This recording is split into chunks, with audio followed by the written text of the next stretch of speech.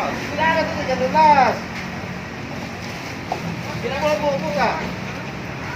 Kemarin itu masih percobaan sampai jam 12. Ini sudah PSBB. Inilah detik-detik saat petugas Satpol PP melakukan sidak di toko ATK di Jalan Ratulangi, Makassar. Petugas menemukan toko ini tetap nekat buka meski sudah diberi peringatan terkait kebijakan PSBB. Petugas pun meminta pengunjung untuk keluar dari toko dan meminta pemilik toko untuk tidak lagi buka hingga PSBB berakhir.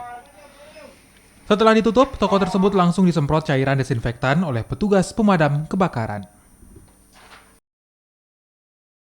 Memang kita menemukan beberapa pengusaha atau beberapa toko yang membuka, tapi setelah kita amati memang ada sama sekali tidak paham, makanya dia langsung menutup.